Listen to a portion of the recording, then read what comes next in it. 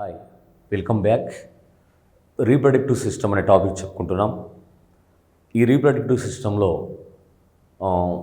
పురుషుల్లో ప్రత్యుత్పత్తి వ్యవస్థ, స్త్రీలలో ప్రత్యుత్పత్తి వ్యవస్థ మరియు ఋతుచక్రము, ఫలదీకరణ, కవలాల గురించిన అంశాలను ముందు వీడియోలో చేయడం జరిగింది. నెక్స్ట్ గర్భనిరోధక పద్ధతులు. గర్భనిరోధక పద్ధతులు అంటే వివాహమైన తర్వాత కొన్ని సంవత్సరాల పాటు పిల్లలు వద్దు అనుకునే వారికి పాటించే పద్ధతి గర్భనిరోధక పద్ధతి. ఈ గర్భనిరోధక పద్ధతుల్లో దీన్ని బర్త్ కంట్రోల్ పద్ధతి లేదా బ్యారియర్స్ మెథడ్స్ అనే పేరుతో పిలుస్తారు. ఈ గర్భనిరోధక పద్ధతులు అన్నీ కూడా స్త్రీ యొక్క గర్భాశయం కానీ యోనిలో కానీ ఇలా స్త్రీకి అమర్చే పరికరాలు. వీటిలో సంబంధించి చూసినట్లయితే వీటిలో ఐయుడిఎస్,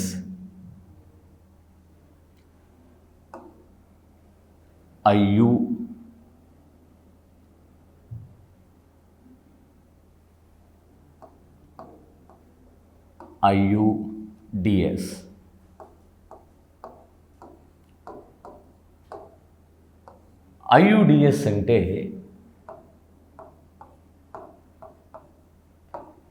ఇంట్రా యూటరస్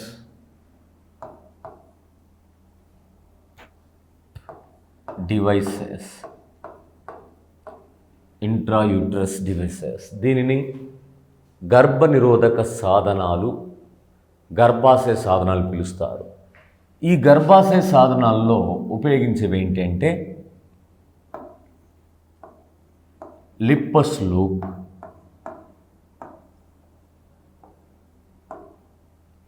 లూప్ మరియు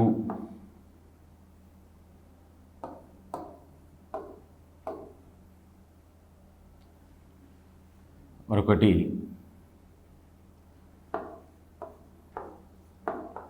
కాపర్ టీ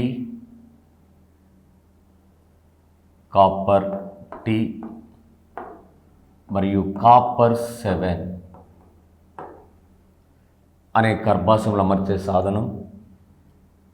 నెక్స్ట్ మల్టీలోడెడ్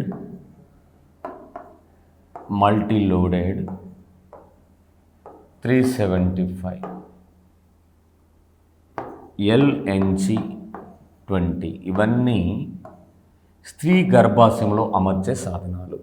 గర్భనిరోధక పద్ధతులకు గర్భం ధారణ జరగకుండా అమర్చే పద్ధతులు గర్భనిరోధక పద్ధతులు. ఈ గర్భనిరోధక పద్ధతిలో ఇక్కడ కనిపిస్తున్న కింది ఇమేజ్ చూస్తే ఇది లిప్పస్ లూప్ ఇది కింది ఇమేజ్. నెక్స్ట్ ఇక్కడ గర్భాశయంలో అమర్చిన సాధనం చూస్తే కాపర్ సంబంధించిన సాధనం. అక్కడ కాపర్ సంబంధించిన సాధనం టీ షేప్లో కనపడుతుంది. కాపర్ సంబంధించిన సాధనం అనేది టీ షేప్లో కనపడుతుంది. ఆ కాపర్ అనేది విడుదల చేసే రసాయనాలు శుక్ర కణాలను, అండాలను నాశనం చేసి అలా ఫలదీకరణ జరగకుండా అడ్డుకుంటుంది కాపర్ సంబంధించిన సాధనం. ఇది గర్భాశయంలో ఇలా రెండు వైపులా అమర్చి టీ షేప్లో ఉంటుంది. అలానే ఒకవేళ వన్ సైడ్ అమర్స్తే 7 ఆ షేప్లో ఉంటుంది. అందుకే దాన్ని కాపర్ 7 అనే గర్భనిరోధక సాధనముగా పిలుస్తారు. నెక్స్ట్ మల్టీలోడెడ్ 375. మీకు పైన స్క్రీన్ మీద కనపడుతున్న ఈ ఇన్స్ట్రుమెంట్ అనేది మల్టీలోడెడ్ 375. ఇది కూడా గర్భనిరోధక పద్ధతిగా ఉపయోగించబడుతుంది. LNG 20 ఇవన్నీ గర్భనిరోధక పద్ధతిలో IUDS గర్భాశయంలో అమర్చే సాధనాలు. నెక్స్ట్ మాత్రలు అంటే గర్భధారణ జరగకుండా నోటి ద్వారా తీసుకునే కొన్ని మాత్రలు ఉంటాయి. అంటే కొన్ని మాత్రలు ఏమో యోని దగ్గర ఉంచినప్పుడు అవి డిజాల్వ్ అయిపోతాయి. ఇక ఎక్కువ మాత్రం మాత్రలు గర్భాశయం జరగకుండా, గర్భధారణ జరగకుండా, ప్రెగ్నెన్సీ కలగకుండా నోటి ద్వారా మాత్రలు తీసుకునబడుతున్నవి. ఆ నోటి ద్వారా తీసుకునే మాత్రల్లో ఒక రకమైన మాత్రలు ఏంటి అంటే ఓసిపి మాత్రలు. OCP, oral contraceptive pills. OCP యొక్క అబ్రివేషన్ ఓరల్ కాంట్రసెప్టివ్ పిల్స్. అంటే వీటిని ఇక్కడ చూపెట్టిన ఒక డైరెక్షన్ ఆధారంగా వేసుకోవడం జరుగుతుంది. ఈ డైరెక్షన్ ఆధారంగా మొదలుపెట్టి ఆ మెన్సెస్ టైంలో కూడా ఇలా టాబ్లెట్ అనేది అంటే దాదాపు 21 నుండి 22 డేస్ వరకు, తర్వాత ఇక మిగతా టైంలో అవసరం లేదు. ఆ సమయంలో ఆ మాత్రలు అండాలను కానీ శుక్రకణాలు కానీ సంపర్కంలో పాల్గొన్న వారిలో స్త్రీ ప్రత్యుత్పత్తి వ్యవస్థలో అండాలు విడుదలైనా లేకపోతే శుక్రకణాలు విడుదలైనా వాటిని నాశనం చేసే మాత్రలు OCP, oral contraceptive pills. Next మరొక టాబ్లెట్ చూసినట్లయితే ఈ టాబ్లెట్ అనేది ఇక్కడ కనపడుతున్న ఇది సహేలి మాత్రలు. సహేలి.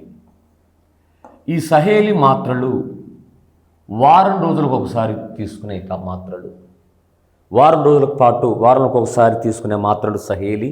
ఈ Saheli మాత్రలను central drug research institute, ఇది లక్నోలో ఉంది. సెంట్రల్ డ్రగ్ రీసెర్చ్ ఇన్స్టిట్యూట్ లక్నోలో ఉన్న ఆ యొక్క సంస్థ సహేలి మాత్రలను తయారు చేస్తుంది. దీనిని వారం రోజులకు ఒకసారి తీసుకునే గర్భనిరోధక మాత్రలుగా చెప్పబడతాయి. నెక్స్ట్ మరొకటి ఇంజెక్షన్స్.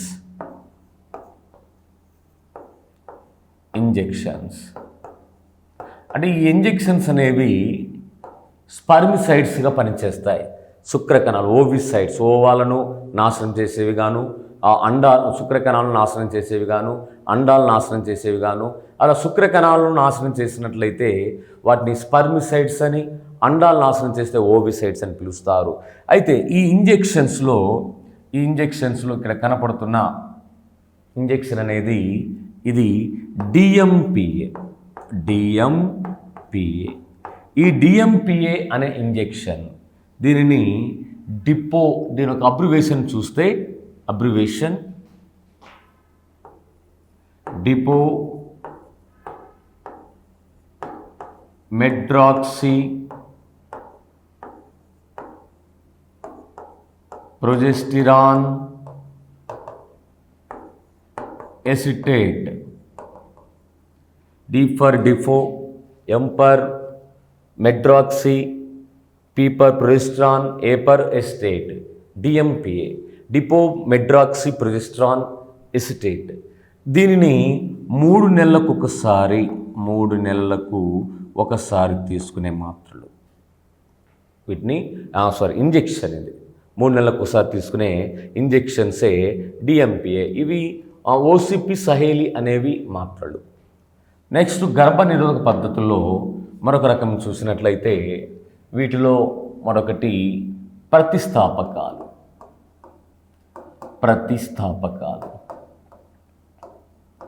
ఈ ప్రతిస్థాపకాలు వీటిని ఇంప్లాంట్స్ అని కూడా పిలుస్తారు.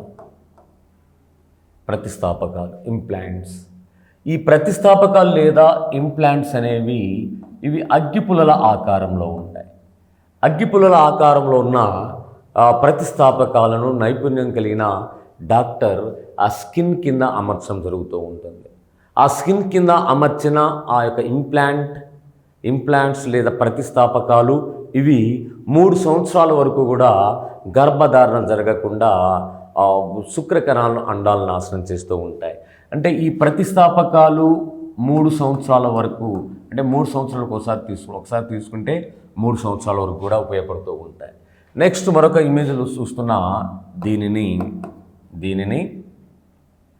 ఇది డయాఫ్రమ్స్.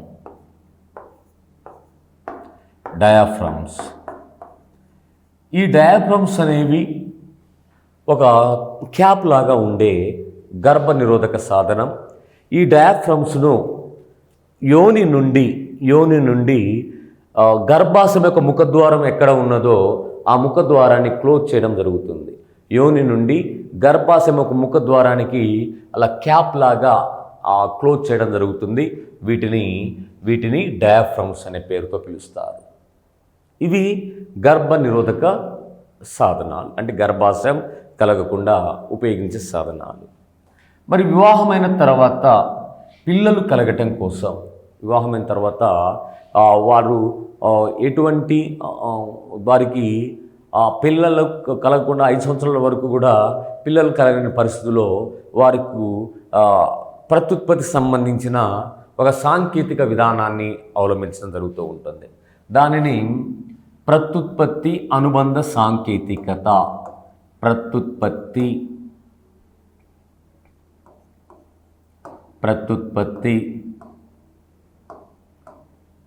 అనుబంధ సాంకేతికత,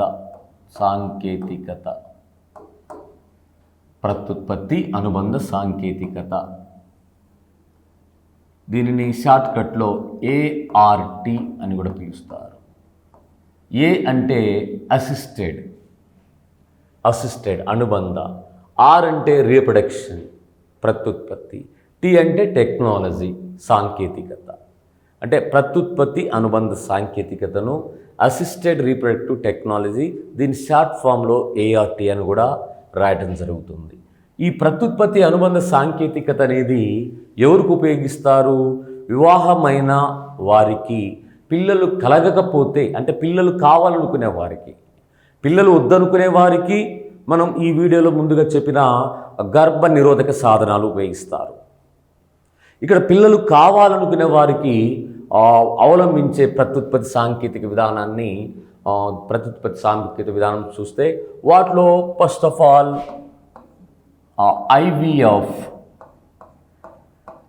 IVF విధానం, దీనిని ఇన్ విట్రో ఫర్టిలైజేషన్ IVF విధానం. అంటే జనరల్గా దీన్ని హాస్పిటల్లో అక్కడ బోర్డు మీద చూసినట్లయితే వాటిని సంతాన సాఫల్య కేంద్రాలుగా పిలువబడుతూ ఉంటాయి. సంతాన సాఫల్య కేంద్రాలు. ఆ సంతాన సాఫల్య కేంద్రాలకు సంబంధించిన హాస్పిటల్లో ఈ IVF విధానంలో జరిపే ప్రత్యుత్పత్తి అనుబంధ సాంకేతికత ఏమిటంటే, భార్య భర్తల నుండి అండాలను శుక్రకణాలను సేకరిస్తారు. అండాలను శుక్రకణాలను సేకరించి ఒక పాత్రలో, శరీరానికి వెలుపల ఒక పాత్రలో శుక్రకణాలను అండాన్ని ఫలదీకరణ చేస్తారు. ఇలా శుక్రకణాలను అండాలను ఫలదీకరణ చేసిన తర్వాత దానిని వారం రోజుల పాటు పరీక్ష నాళికలో, టెస్ట్ ట్యూబ్లో అభివృద్ధిపరుస్తారు. ఫలదీకరణం జరిపిన దానిని వారం రోజుల పాటు టెస్ట్ ట్యూబ్లో అభివృద్ధిపరుస్తారు. టెస్ట్ ట్యూబ్లో అభివృద్ధిపరిచిన తర్వాత ఈ అభివృద్ధిపరచబడిన ఆ సంయుక్త బీజం జైగోటును తిరిగి భార్య గర్భాశయంలో ప్రవేశపెట్టడం జరుగుతూ ఉంటుంది. ఇలా భార్య గర్భాశయంలో ప్రవేశపెట్టే ఆ విధానాన్ని IVF అంటారు. జనరల్గా IVF అంటే బయట, ఇన్విట్రో అంటే వెలుపల ఫలదీకరణ. మరి వెలుపల ఫలదీకరణ జరిగిన తర్వాత కంప్లీట్గా వెలుపలనే ఆ శిశువు డెవలప్మెంట్ చేయడం చాలా కష్టం. మరి తిరిగి గర్భాశయంలో ప్రవేశపెట్టాం. అలా గర్భాశయంలో ప్రవేశపెట్టిన తర్వాత ఆ శిశువు జన్మించినట్లయితే ఆ విధానాన్ని టెస్ట్ ట్యూబ్ బేబీ అనే పేరుతో కూడా పిలుస్తారు.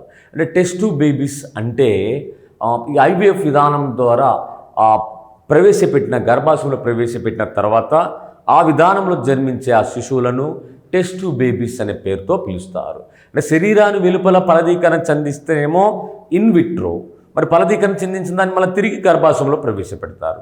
అలా గర్భాశయంలో ప్రవేశపెట్టిన తర్వాత 9 నెలల తర్వాత శిశుజనం జరిగితే ఆ విధానంలో జన్మించిన శిశువులను టెస్ట్ ట్యూబ్ బేబీస్ అంటారు.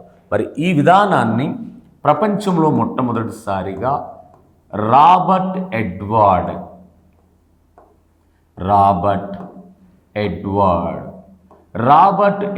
అనే శాస్త్రవేత్త కనుగొన్నాడు.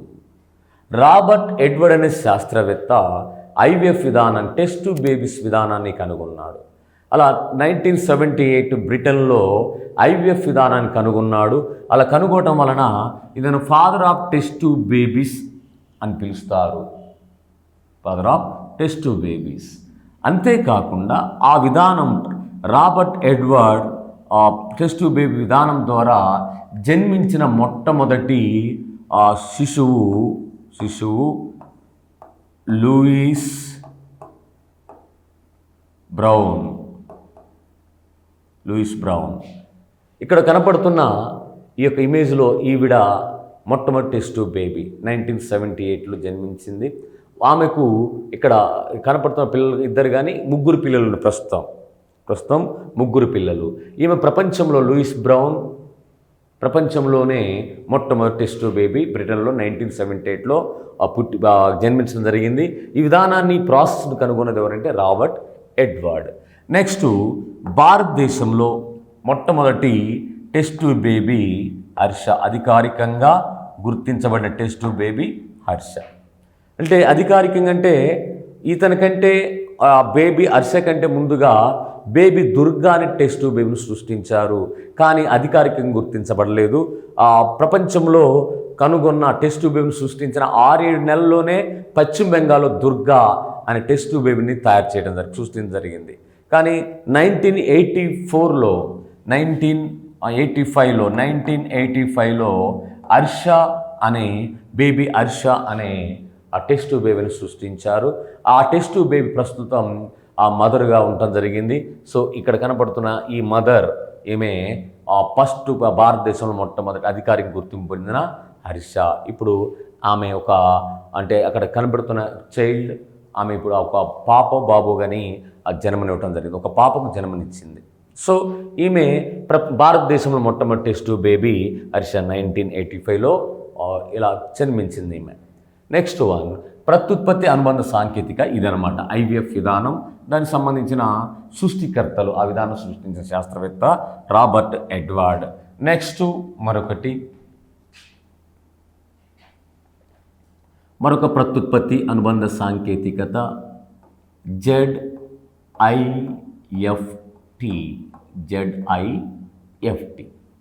ప్రత్యుత్పత్తి అనుబంధ సాంకేతికత. దీని ముందు అబ్రివేషన్ చూద్దాం. జైగోట్,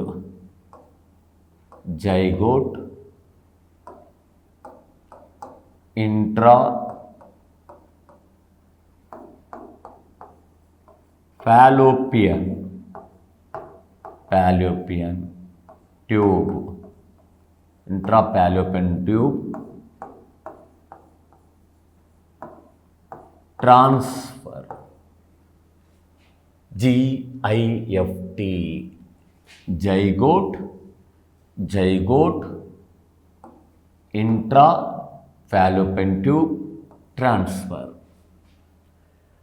అంటే ఇది కూడా భార్య భర్తలను శుక్రకణాలను సేకరించి వెలుపల ఫలదీకరణ చెందించడం జరుగుతుంది. వెలుపల ఫలదీకరణ చెందించడం వలన జైగోట్ ఏర్పడుతుంది. దానినే సంయుక్త బీజం లేదా జైగోట్ అని పిలుస్తారు. సంయుక్త బీజం లేదా జైగోట్ అని పిలువబడుతుంది. ఇలా సంయుక్త బీజం లేదా జైగోట్ ఏర్పడిన తర్వాత దానిని ఫాలోపియన్ ట్యూబ్లో ఏర్పడిన జైగోట్ ఫాలోపియన్ ట్యూబ్లో అమర్చడం జరుగుతుంది. ఇది ఫాలోపియన్ ట్యూబ్లో అమర్చడం జరుగుతుంది. సో ట్రాన్స్ఫర్ చేయడం జరుగుతుంది కాబట్టి దీన్ని ZIFTగా పిలువబడుతుంది. నెక్స్ట్ వివాహమైన వారిలో పిల్లలు కలగటం కోసం ప్రారంభించి లేకపోతే అవలంబించే మరొక ప్రత్యుత్పత్తి అనుబంధ సాంకేతిక విధానం GIFT.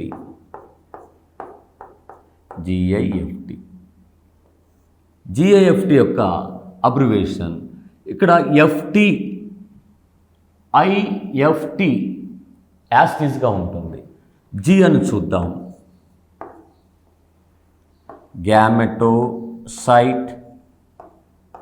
గ్యామెటోసైట్, I for intra, F for fallopian tube, T for transfer. Gametocyte intra fallopian tube transfer అంటే అండాలు విడుదల కాని స్త్రీలకు దాతల నుండి అండాలు సేకరించడం జరుగుతుంది. అండాలు విడుదల కాని స్త్రీలలో దాతల నుండి అండాలను సేకరించి ఆ అండాలను లేదా గ్యామెట్ను ఫాలోపియన్ నాళంలో ప్రవేశపెట్టబడుతుంది. గ్యామెట్ ఫాలోపియన్ నాళంలో ప్రవేశపెట్టబడుతూ ఉంటుంది.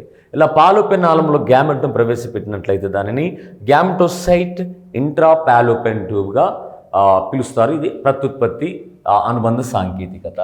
నెక్స్ట్ ప్రత్యుత్పత్తి అనుబంధ సాంకేతికతలో మరొకటి అంటే ఇది జనరల్గా ఎవరికి యూజ్ చేస్తారంటే పీసీఓడిఎస్తో బాధపడే వారికి. పీసీఓడిఎస్ అంటే థైరాయిడ్ సమస్య వలన స్త్రీ బీజకోశాలు ఫాలోపియన్ నాళానికి క్రింద ఉంటాయి స్త్రీ బీజకోశాలు.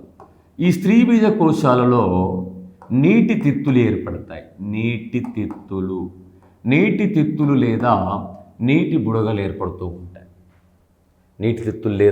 నీటి బుడగలు ఏర్పడతాయి. ఇలా నీటి తిత్తులు ఏర్పడినట్లయితే వాటిని అధికంగా ఏర్పడతాయి కాబట్టి అధికమైన పదాన్ని పాలి. అధికమైన పదం పాలి. నీటి తిత్తులు సిస్టిక్ అంటే సిస్టులు అంటాం. సిస్ట్ నీటి తిత్తులను కాబట్టి ఇక్కడ సిస్టిక్ పాలిసిస్టిక్. ఎక్కడ ఇది బీజకోశం స్త్రీ బీజకోశం వాటిని ఓవరీస్ అంటారు. బీజకోశాలను ఓవరీస్. మరి అలా ఏర్పడితే అండాలు విడుదల కావు. అలా అండాలు విడుదల కాకపోతే దాన్ని ఆ అండాలు విడుదల కాకపోతే ఒక వ్యాధి disease. So diseases polycystic ovaries diseases పీసీఓడిఎస్గా పిలువబడుతుంది. ఇలా పీసీఓడిఎస్తో బాధపడే స్త్రీలకు అవలంబించే ప్రత్యుత్పత్తి అనుబంధ సాంకేతికత జిఐఎఫ్టి. నెక్స్ట్ వన్ మరొక ప్రత్యుత్పత్తి అనుబంధ సాంకేతిక విధానం.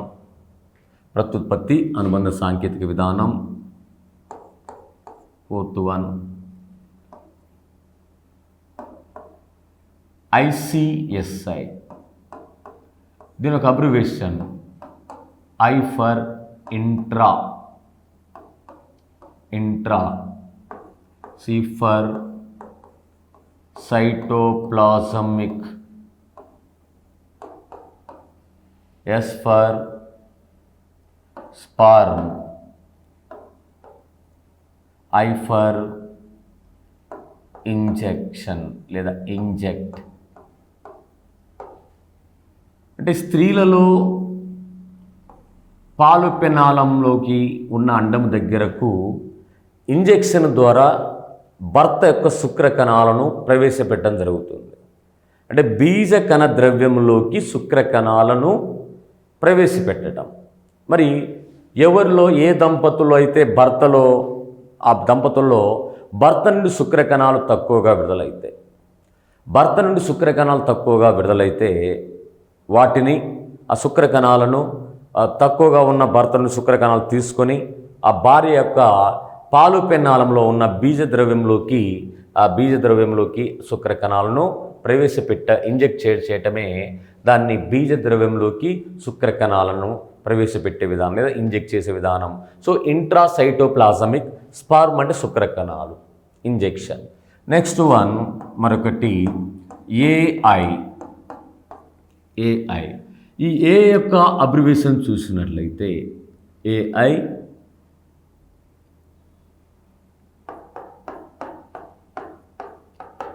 ఆర్టిఫిషియల్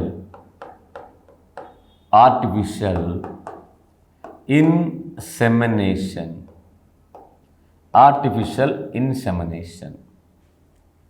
ఇక భర్తలో అసలు శుక్రకణాలు విడుదల కాకపోతే భర్తలో శుక్రకణాలు విడుదల కాకపోతే దాతల నుండి శుక్రాన్ని తీసుకొని శుక్ర కణాలు తీసుకొని భార్య యొక్క గర్భాశయంలోకైనా ప్రవేశపెట్టవచ్చు, ఇంజెక్షన్ ద్వారా అందించవచ్చు, ఇంజెక్షన్ ద్వారా ప్రవేశపెట్టవచ్చు, యోనిలోకైనా ఇంజెక్షన్ ద్వారా శుక్ర కణాలను ప్రవేశపెట్టవచ్చు.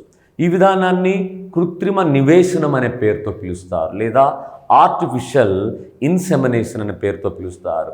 కంప్లీట్గా భర్తలో శుక్ర కణాలు విడుదల కాకపోతే ఆల్రెడీ ఆ హాస్పిటల్లో ప్రిజర్వేట్ చేసిన దాతల యొక్క శుక్ర కణాలను ఇంజెక్షన్ ద్వారా భార్య యొక్క గర్భాశయంలోకి కానీ యోనిలోకి కానీ ప్రవేశపెట్టే ప్రత్యుత్పత్తి అనుబంధ సాంకేతిక విధానాన్ని ఏఐ ఆర్టిఫిషియల్ ఇన్సెమినేషన్ అనే పేరుతో పిలుస్తారు. మరొకటి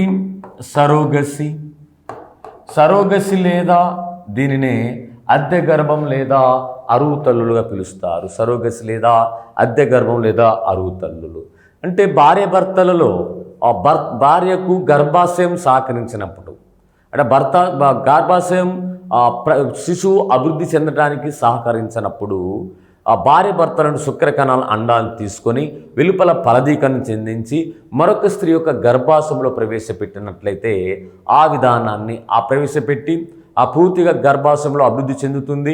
అభివృద్ధి చెంది ఆ తర్వాత 9వ నెలలో ఆ శిశువుకు వేరే స్త్రీ జన్మనివ్వడం జరుగుతూ ఉంటుంది. అంటే ఆ స్త్రీ జన్మనించిన ఆ స్త్రీ యొక్క బ్లడ్ గ్రూప్ కానీ ఆ స్త్రీ యొక్క జెనెటికల్ మ్యాటర్ కానీ ఆ శిశువులోకి రాదు. భార్య భర్తల యొక్క లక్షణాలు కానీ రక్త గ్రూపు కానీ ఆ శిశువుకు లభిస్తుంది. ఆ విధానాన్ని సరోగసి విధానం. ఇది ప్రత్యుత్పత్తి అనుబంధ సాంకేతికత. పిల్లలు కలగకపోతే అవలంబించే పద్ధతులలో సాంకేతిక విధానంలో ఐవీఎఫ్ విధానం, జెడ్ఐఎఫ్టి విధానం, జిఐఎఫ్టి విధానం, ఐసిఎస్ఐ విధానం, ఏఐ విధానం, అద్దె గర్భం లేదా సరోగసి విధానం. ఓకే.